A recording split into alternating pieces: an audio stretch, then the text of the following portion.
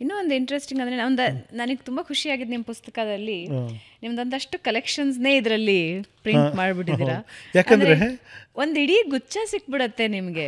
101 ಜನಪ್ರಿಯ ಗೀತೆಗಳು ಕವಿರಾಜ್ ಅವರದ್ದೇ ತುಂಬ ಬ್ಯೂಟಿಫುಲ್ ಆಗಿ ಪ್ರಿಂಟ್ ಮಾಡಿದ್ದೀರಿ. ಆ್ಯಂಡ್ ಇನ್ನೂ ಇಂಟ್ರೆಸ್ಟಿಂಗ್ ಅಂದರೆ ಈ ಪುಸ್ತಕದಲ್ಲಿ ಅವರ ಸ್ಯಾಂಡಲ್ವುಡ್ನ ದಿಗ್ಗಜರ ಜೊತೆಗಿನ ಅವರ ಅವಿನಾಭಾವ ಸಂಬಂಧ ಮತ್ತು ಕೆಲವೊಂದು ಘಟನೆಗಳು ಹೇಗೆ ಸ್ಟಾರ್ಗಳನ್ನು ಕ್ರಿಯೇಟ್ ಮಾಡಿದ್ರು ಅನ್ನೋದ್ರ ಬಗ್ಗೆ ಕೂಡ ಇದೆ. ಹಾಗೆ ಇವರ ಮತ್ತು ಸ್ಯಾಂಡಲ್ವುಡ್ನ ನಟರು, ನಿರ್ದೇಶಕರು ಇವರ ಜೊತೆಗಿನ ಒಡನಾಟದ ಬಗ್ಗೆ ಈ ಪುಸ್ತಕದಲ್ಲಿ ತುಂಬ ಬ್ಯೂಟಿಫುಲ್ ಆಗಿ ಬರೆದಿದ್ದಾರೆ, ತುಂಬ ಸುಂದರವಾಗಿ ಬರೆದಿದ್ದಾರೆ.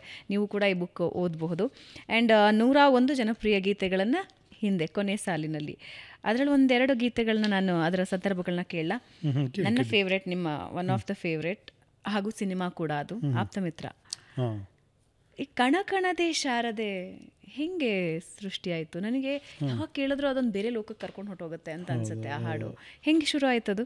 ಮುಂದೆ ಇನ್ನೂ ತುಂಬ ಇದೆ, ಇನ್ನು ಹಿಂದೆನೂ ತುಂಬ ಇದೆ, ಬಟ್ ನನ್ನ ಫೇವ್ರೆಟ್ ಇಂದ ನಾನು ಶುರು ಮಾಡ್ತಿದ್ದೀನಿ. ಆಪ್ತಮಿತ್ರ ಅದರಲ್ಲಿ ಬೇರೆ ಬೇರೆ ಸಾಂಗ್ಸು ಮಾಡಿದ್ದೀರಾ.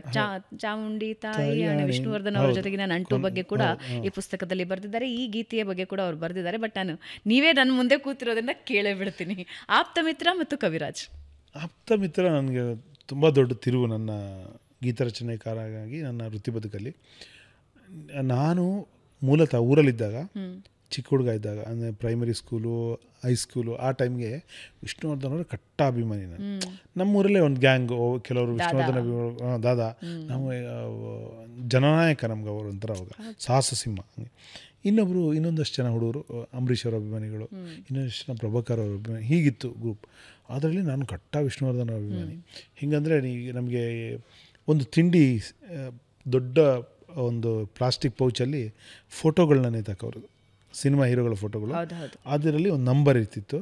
ಯಾವುದೋ ಒಂದು ತಿಂಡಿ ತೊಗೋಬೇಕು ನೀವು, ಅದಕ್ಕೆ ಕನೆಕ್ಟೆಡ್ ಒಂದು ತಿಂಡಿ ಇರ್ತಿತ್ತು. ಅದು ತೊಗೊಂಡು ನೀವು ಓಪನ್ ಮಾಡಿದಾಗ ಇಲ್ಲಿರೋ ನಂಬರು ಇಲ್ಲಿ ಯಾವ ನಂಬರ್ ಬರುತ್ತೋ ಆ ನಂಬರ್ ಸ್ಕ್ರ್ಯಾಚ್ ಇರ್ತಿಲ್ಲ, ನಂಬರ್ ಒಳಗಡೆ ನಂಬರ್ ಇರ್ತಿತ್ತು, ಅಂದರೆ ತಿಂಡಿ ಒಳಗಡೆ. ಆ ನಂಬರ್ ತೆಗೆದಾಗ ಇಲ್ಲಿ ಯಾವ ಫೋಟೋದ ಮೇಲೆ ಆ ನಂಬರ್ ಇರುತ್ತೋ ಆ ಫೋಟೋ ನಿಮ್ದಾಗ್ತಿತ್ತು. ನಾವು ಆ ತಿಂಡಿಗಾಗಿ ತೊಗೋತಿರ್ಲಿಲ್ಲ, ಈ ಫೋಟೋಗಾಗೇ ತೊಗೋತಿದ್ವಿ ಅದನ್ನು. ನನಗೆ ವಿಷ್ಣುವರ್ಧನ್ ಅವ್ರ ಫೋಟೋ ಆ ಥರ ನಾನು 1000 ಕಲೆಕ್ಟ್ ಮಾಡಿದೆ. ಅಂದರೆ ಹೆಂಗಂದರೆ ಎಕ್ಸ್ಚೇಂಜ್ ನಡೀತಿತ್ತು ಅವಾಗ. ನನಗೆಲ್ಲ ಅಂಬರೀಷ್ ಅವ್ರ ಫೋಟೋ ಬಂತು ಅಂದರೆ ನಾನು ಅದನ್ನು ಅಂಬರೀಷ್ ಅವ್ರ ಅಭಿಮಾನಿಗೆ ಕೊಟ್ಬಿಟ್ಟು ಅವನ ಹತ್ರ ಇರೋ ವಿಷ್ಣುವರ್ಧನ್ ಅವ್ರ ಫೋಟೋ ತೊಗೊಳ್ಳೋದು. ಈ ಥರ 1000 ಆಗಿಬಿಟ್ಟಿತ್ತು ನಮ್ಮದು. ತುಂಬ ಹೆಮ್ಮೆ ಅದು, ಆ ಕಲೆಕ್ಷನ್ ಅವಾಗ ನಮಗೆ ನನ್ನ ಹತ್ರ 1000 ಫೋಟೋ ಇದೆ ಅನ್ನೋದು ಒಂದು ದೊಡ್ಡದು. ಅಂಥ ವಿಷ್ಣುವರ್ಧನ್ ಅವರಿಗೆ ನಾನು ಸಾಂಗ್ ಬರಿತೀನಿ ಅನ್ನೋದು ನನಗೆ ಖಂಡಿತ ನಾನು ಅಂದ್ಕೊಂಡಿರಲಿಲ್ಲ. ಭೇಟಿ ಯಾವಾಗಾಗಿತ್ತು? ಭೇಟಿನೇ ಆಗಿರಲಿಲ್ಲ. ಅದಕ್ಕಿಂತ ಮೊದಲು ಭೇಟಿನೇ ಆಗಿರಲಿಲ್ಲ, ಮುಂಚೆ ಭೇಟಿನೇ ಆಗಿರಲಿಲ್ಲ. ಆ್ಯಕ್ಚುಲಿ ಹೀಗೆ ಒಂದಿನ ಗುರುಕಿರಣ್ ಅವರ ಮನೆಗೆ ಹೋದಾಗ ಒಂದು ಸಾಂಗ್ ಇದೆ ಬರೀಬೇಕು ಅಂದರು. ಯಾವುದಕ್ಕೆ ಅಂತ ಹೇಳಿ ಒಂದು ಕೇಳಿಸಿದ್ರು, ಇದು ಬರಿಬೇಕು ನೀನು ಅಂತ. ತುಂಬ ಶಾಸ್ತ್ರೀಯವಾಗಿದೆ ಆ್ಯಕ್ಚುಲಿ. ನಾನು ಅಷ್ಟರೊಳಗೆ ಒಂದಷ್ಟು ಲವ್ ಸಾಂಗ್ಗಳನ್ನ ಬರೆದಿದ್ದೆ ಆಲ್ರೆಡಿ. ಕಂಠಿ ಆಗಿತ್ತು, ಕುಟುಂಬನೂ ಆಗಿತ್ತು ಅನಿಸುತ್ತೆ. ಸಾಂಗ್ಸ್ ಹಿಟ್ಟಾಗಿದ್ವಿ. ಸೊ ಲವ್ ಸಾಂಗ್ ನನಗೆ ನಂದು ಈಸಿಗೆ ಬರಿತೀನಿ ಅಂತ ನನಗೆ ಒಂದು ಕಾನ್ಫಿಡೆನ್ಸ್ ಬಂದುಬಿಟ್ಟಿತ್ತು. ಬಟ್ ಇದು ಕೇಳಿದಾಗ ಗುರುಜಿ ಇದು ಬರೀ ಇದು ಮೈಲೇಜ್ ಸಿಗುತ್ತೆ ಅಂದರು ಅವರು. ಅಂದರೆ ಬೇರೆದಕ್ಕಿಂತ ಇದು ಬರೆದ್ರೆ ನಿಂಗೆ ಮೈಲೇಜ್ ಸಿಗುತ್ತೆ, ಇದು ಬರೀ ಅಂದರು.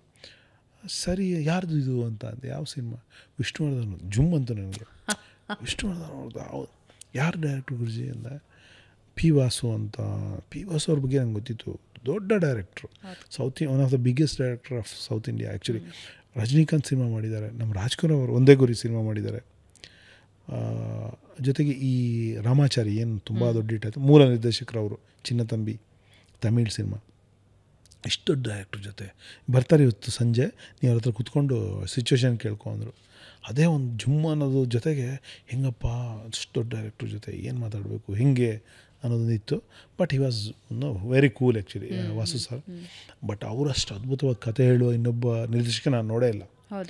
ನೀವೇನು ಸೌಂದರ್ಯ ಅವ್ರನ್ನ ನೋಡಿ ರೋಮಾಂಚಿತ ಆಯ್ತಲ್ಲ ಕರ್ನಾಟಕ ಜನತೆ, ಆ ಅಭಿನಯನ ನಾನು ಮೊದಲೇ ನೋಡಿಬಿಟ್ಟಿದ್ವಿ. ಅಂದರೆ ನನಗೆ ಈ ಹಾಡು ಬರೆಯೋತ್ತಿಗೆ ಅವರು ಹೇಳ್ತಾಳೆ ಕಿರ್ಚಿ ಕೂತ್ಕೊಂಡು ಹೇಳ್ತಿರಲಿಲ್ಲ, ಹಾರಿ ಜಿಗಿದು ಎದ್ದು ಬಿದ್ದು ಹೇಳೋರು ಅವ್ರ ಕತೆ ಆ ಥರ.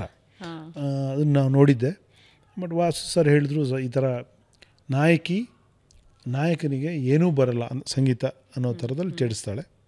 ಬಟ್ ಒಂದು ಸಾಂಗಲ್ಲಿ ಪ್ರೂವ್ ಆಗಬೇಕು, ನಾಯಕ ಬರೀ ಹಾಡೋದಲ್ಲ, ಅವನಿಗೆ ಎಲ್ಲ ವಾದ್ಯಗಳನ್ನೂ ಕೂಡ ನುಡ್ಸೋಕ್ಕೆ ಗೊತ್ತು, ಸಂಗೀತದ ಎಲ್ಲ ಪ್ರಕಾರಗಳನ್ನ ಅವ್ನು ತಿಳ್ಕೊಂಡಿದ್ದಾನೆ ಅನ್ನೋದು ಈ ಸಾಂಗಲ್ಲಿ ಪ್ರೂವ್ ಆಗಬೇಕು ಅಂತ ನನಗೆ ಹೇಳಿದರು. ಟ್ಯೂನ್ ಕೂಡ ಶಾಸ್ತ್ರೀಯವಾಗಿತ್ತು. ನಾನು ಅದೇ ಮತ್ತು ಅಗೇನ್ ಪಾರ್ಕ್ಗಳು, ನಮ್ಮ ಬಸವೇಶ್ವರ ನಗರದಲ್ಲಿ ಆಲದ ಮರದ ಪಾರ್ಕ್ ಇದೆ ಒಂದು, ಅಲ್ಲಿ ಹೋಗಿ ಕೂತ್ಕೊಂಡು. ಈಗ ಅದು ಅದ್ರದ್ದು ಏನು ಕತೆ ಏನಂದರೆ, ಒಂದು ದೊಡ್ಡ ಆಲದ ಮರ ಹೆಚ್ಚು ಕಡಿಮೆ ಒಂದು 3-4 ಎಕರೆ ಚಾಚ್ಕೊಂಡಿತ್ತು ಅವಾಗ.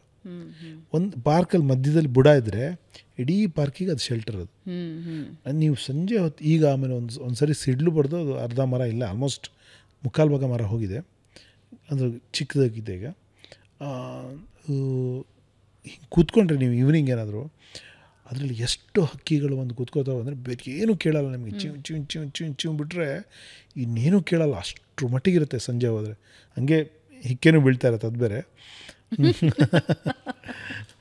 ಅಷ್ಟು ಅದಂದರೆ ನಿಮ್ಗೆ ಹೆಂಗೆ ಮುಳುಗೋಗ್ಬಿಡ್ತೀರ ನೀವು, ನಿಮ್ಮ ಒಳಗೂ ಅದು ಸೇರಿಬಿಡುತ್ತೆ. ಅದು ಹೆಂಗಂದರೆ ಆ ಧ್ವನಿ ನಿಮ್ಮ ಒಳಗೆಲ್ಲ ಹೋಗ್ಬಿಡುತ್ತೆ.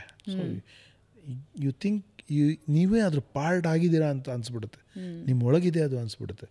ಆ ಫೀಲ್ ನನಗೆ ತುಂಬ ಇಷ್ಟ ಆಗ್ತಿತ್ತು ಅವಾಗ. ಅದಕ್ಕೆ ನಾನು ಕೂತ್ಕೋತಿದ್ದೆ ಆವತ್ತು. ಆ ಹಾಡನ್ನ ಇಟ್ಕೊಂಡು ಕೂತ್ಕೊಂಡಾಗ ನನಗನ್ಸಿದ್ದು, ಬಹುಶಃ ಎಷ್ಟು ಎಲೆ ಇದೆ ಅಷ್ಟು ಹಕ್ಕಿಗಳಿದ್ದು, ಒಂದೊಂದು ಎಲೆಯಲ್ಲೂ ಕೂತ್ಕೊಂಡು ಕೂಗ್ತಾ ಇದ್ದಾವೆ. ಫಸ್ಟ್ ನಂಗೆ ಥಾಟ್, ಎಲೆಯಲ್ಲೂ ನಾದವಿದೆ ಅನ್ನೋ ಒಂದು ಥಾಟ್ ಬಂತು ನನಗೆ. ಎಲೆಯಲ್ಲೂ ಹಾಡಿದೆ, ಎಲೆಯಲ್ಲೂ ನಾದವಿದೆ, ಈ ಥರ ಒಂದು ಥಾಟ್ ಬಂತು. ಆ ಥಾಟ್ ನಂತರ ನನಗೆ ಅದನ್ನು ಸ್ವಲ್ಪ ಮ್ಯೂಸಿಕಲ್ಲಾಗಿ ಸೌಂಡಿಂಗ್ ರಿಫೈನ್ ಮಾಡಬೇಕು ಅನಿಸ್ದಾಗ ಕಣ ಕಣದೆ ಶಾರದೆಗೆ ಬಂದು ನಿಂತ್ಕೊಂಥದ್ದು. ಕಣ ಕಣದೆ ಶಾರದೆ ಕಲೆತಿಹಳು ಕಾಣದೆ. ಕಾಣದೆ ಅಂದಾಗ 2 ಅರ್ಥ ಇದೆ. ಒಂದು ಕಾಣಿಸ್ತಾ ಇಲ್ವಾ ಅನ್ನೋದು, ಇನ್ನೊಂದು ಕಾಣಿಸದಂತೆ ಕೂತಿದ್ದಾಳೆ ಅನ್ನೋದು. ಅದಕ್ಕೆ ನೀವು ಫುಲ್ ಸ್ಟಾಪ್ ಹಾಕಿದ್ರೆ ಒಂದು ಅರ್ಥ ಆಗುತ್ತೆ, ಕ್ವೆಶನ್ ಮಾರ್ಕ್ ಹಾಕಿದ್ರೆ ಒಂದು ಅರ್ಥ. ಸೊ ಇದೆಲ್ಲ ಮಾಡಿದ್ದು ನನಗೆ ಕಾನ್ಫಿಡೆನ್ಸ್, ಪರವಾಗಿಲ್ಲ ಏನೋ ಮಾಡ್ತಾಯಿದ್ದೀನಿ ಅಂತ. ದೆನ್ ಅದು ಗುರುಕಿರಣ್ ಅವ್ರಿಗೆ ತುಂಬ ಇಷ್ಟ ಆಯ್ತು ಈ ಪ್ರಯೋಗ ಎಲ್ಲ, ಇಷ್ಟಪಟ್ಟರು. ದೆನ್ ನನಗೆ ಇವತ್ತಿಗೂ ಅದರಲ್ಲಿ ತುಂಬ ಕೆಲವು ಇಷ್ಟ ಆಗೋದಂದರೆ, ಅವರಿವರಿಲ್ಲ, ಸರಿಸಮರಿಲ್ಲ, ಸಪ್ತಸ್ವರಗಳಿಗೆ. ಇದನ್ನು ಕೂಡ ನಾನು ಹೆಂಗೆ ಎಕ್ಸ್ಪೀರಿಯೆನ್ಸ್ ಮಾಡಿದ್ದು ಅಂದರೆ, ಅಲ್ಲಿ ಗುರುಕಿರಣ್ ಅವರ ಸ್ಟುಡಿಯೋದಲ್ಲಿ ಕೀಬೋರ್ಡ್ಗಳಿರ್ತಿತ್ತು, ತಬಲಾ ಇರ್ತಿತ್ತು. ಕೀಬೋರ್ಡು ನೀವು ಸುಮ್ಮನೆ ಕೈ ಹಿಡಿ, ಏನೋ ಒಂದು ನುಡಿಯತ್ತದು. ನನಗೆ ಗೊತ್ತಿರಲಿಲ್ಲ ಕೀಬೋರ್ಡು ನೋಟ್ಸ್ ಗೊತ್ತಿಲ್ಲ, ಬಟ್ ನನ್ನ ಕೈ ಇಟ್ಟರು ಏನೋ ನುಡಿಯುತ್ತೆ. ಒಂದು ಮಗು ಕೈ ಇಟ್ಟರು ಏನೋ ಒಂದು ನುಡಿಯುತ್ತೆ. ತುಂಬ ಲರ್ನ್ಡ್ ಯಾರು ಬಂದು ಕೈ ಇಟ್ಟರು ಕೂಡ ಒಂದು ನುಡಿಯತ್ತೆ ಅದು. ಸೊ ಅಲ್ಲಿ ನಂಗೆ ಅದು ಅವಾಗಲೇ ಅನಿಸಿದೆ ನನಗೆ, ಅವರಿವರಿಲ್ಲ, ಸರಿಸಮಾರಿಲ್ಲ, ಅವಕ್ಕೇನು ಭೇದ ಇಲ್ಲ ನಾವು ಮಾಡಿರೋದು. ಬಟ್ ಸಂಗೀತಕ್ಕೆ ಯಾವ ಭೇದನೂ ಇಲ್ಲ. ಸೊ ಮತ್ತು ಸಾಂಗ್ ಕೂಡ ಕುಲನೆಲದಾಚೆ ಅರಿಯುವ ಭಾಷೆ ಒಂದೇ ಜಗದೊಳಗೆ ಅಲ್ವಾ. ಮ್ಯೂಸಿಕ್ ಇವತ್ತು ನೋಡಿ, ಇವತ್ತು ಯಾವುದೋ ಅಪ್ಪ ಚೇ ಅಂತ ಯಾವುದೋ ಹಾಡಿದೆ, ಯಾವ ಭಾಷೆದು ಅಂತ ಯಾರಿಗೂ ಗೊತ್ತಿಲ್ಲ, ಬಟ್ ಎಲ್ಲರೂ ಹಾಡ್ತಾ ಇದ್ದಾರೆ. ಸೊ ಕುಲನೆಲದಾಚೆ ಅರಿಯುವ ಭಾಷೆ ಒಂದು ಇವತ್ತು ಕೂಡ ಸತ್ಯ, ಅದು ಯಾವತ್ತೂ ಕೂಡ ಸತ್ಯ. ಸೊ ಹೀಗೆ ಬರ್ಕೊತ ಹೋದೆ ನಾನು. ಎಲ್ಲೊಂದು ಕಡೆ ನಂಗೆ ತುಂಬ ದೊಡ್ಡ ಹೆಸರು ತಂದುಕೊಟ್ಟು. ಅಂದರೆ ಅಲ್ಲಿ ತನಕ ಏನಾಗಿತ್ತಂದರೆ, ನಾನು ಆವಾಗ ತುಂಬ tight T shirt, tight jeans pant trend ಆವಾಗ. ಹಂಗೆ ಹೋಗ್ತಿದ್ದೆ. ನನಗೆ ಒಬ್ಬರು ದೊಡ್ಡ ಡೈರೆಕ್ಟ್ರ್ ಹೇಳಿದ್ರು, ಏನು ರೀ ನೀವು ಕವಿ ಲಿರಿಕ್ ರೈಟರ್ ಥರ ಬರ್ತಿಲ್ಲ, ಯಾರೋ ಡ್ಯಾನ್ಸ್ ಮಾಸ್ಟರ್ಸ್ ಥರ ಬರ್ತೀರಾ, ಹಿಂಗೆ ಬರಬಾರ್ದು ಹಂಗೆಲ್ಲ ಹೇಳಿ. ಇಷ್ಟ ಆಗಿತ್ತಾ ಆ ಥರ ಸ್ಟೈಲು? ಆ ಸ್ಟೈಲ್ ತುಂಬ ಹೆಪ್ಪದು ಅವಾಗ. ನಾನು ಒಂಥರ ಚರ್ಮಕ್ಕೆ ಖಂಡಿತ ಜೀನ್ಸ್ ಅದು, ಹಂಗೆ ಆ ಸ್ಟೈಲೆಲ್ಲ ಮಾಡ್ತಿದ್ವಿ. ಇದು ಹಿಂಗೆ ಹೇಳಿದರು ನನಗೆ ಒಬ್ಬರು, ಹಿಂಗೆ ಬರಬಾರ್ದು ಅಂತ. ಬಟ್ ಇದು ಬರೆದು ಅಲ್ಲಿ ತನಕ ಏನೋ ಚಿಕ್ಕ ಹುಡುಗ, ನನಗೆ ಇನ್ನೂ 23-24 ವರ್ಷ ಅಷ್ಟೇ ವಯಸ್ಸು. ಶುರು ಮಾಡಿದ್ದೆ 21ರಲ್ಲಿ. ನಾನು ಏನೋ ಚಿಕ್ಕ ಹುಡುಗ, ಏನೋ ಬರಿತಾ ಇದ್ದಾನೆ, ಏನು ಲವ್ ಸಾಂಗ್ ಬರೀತಾನೆ ಅನ್ನೋ ಥರ ಒಂದು ಫೀಲ್ ಇತ್ತೇನೋ ಗೊತ್ತಿಲ್ಲ. ಬಟ್ ಈ ಹಾಡು ಬರೆದ ನಂತರ ಸೀರಿಯಸ್ ಆಗಿ ತೊಗೊಂಡ್ರು ಎಲ್ಲರೂ. ನಾನು ಇದು ನೀವು ಬರೀ ಸೀರಿಯಸ್ನೆಸ್ ಬಂತ ನನ್ನಲ್ಲೂ ಬಂತು. ಯಾಕಂದರೆ ಅದಕ್ಕೆ ಬಂದಿರೋ ಅಪ್ರಿಷಿಯೇಷನ್ ಅದು ನೆಕ್ಸ್ಟ್ ಲೆವೆಲ್. ವಿಷ್ಣು ಸರ್ ನೀವು ಅದನ್ನೇ ಕೇಳಿದ್ರಲ್ಲ, ಸಾರಿ, ವಿಷ್ಣು ಸರ್ ಅದನ್ನು ಮೊದಲು ಕೇಳಿದಾಗ ನನಗೆ ಏನು ಹೇಳ್ಬೋದು ವಿಷ್ಣು ಸರ್ ಅನ್ನೋದು ಭಾಳ ಇತ್ತು. ಎಲ್ಲಿ ತನಕ ಭೇಟಿಯಾಗಿಲ್ಲ ಅಂದರೆ ಅದ್ರದ್ದು ಯಶಸ್ಸಿನ ಸಮಾರಂಭ ಮಾಡಿದ್ವಿ, ಅಲ್ಲಿ ತನಕ ನಾವು ಅವ್ರನ್ನ ಭೇಟಿಯಾಗಿರಲಿಲ್ಲ.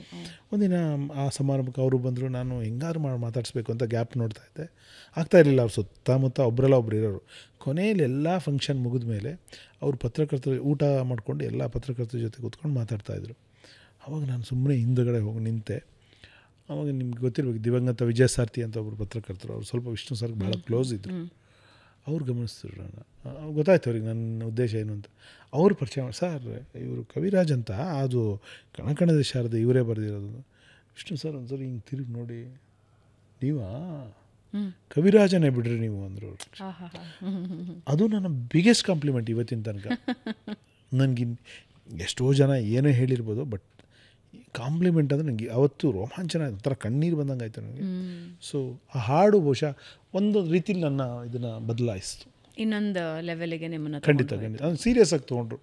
ಇವ್ರು ಎಲ್ಲದೂ ಬರೀತಾರೆ, ಲವ್ ಸಾಂಗ್ ಒಂದೇ ಅಲ್ಲ, ಒಂದು ಸ್ವಲ್ಪ ವ್ಯಾಲ್ಯೂ ಜಾಸ್ತಿ ಮಾಡುತ್ತೆ ನಿಮ್ಗೆ ಈ ಥರದ ಹಾಡುಗಳು.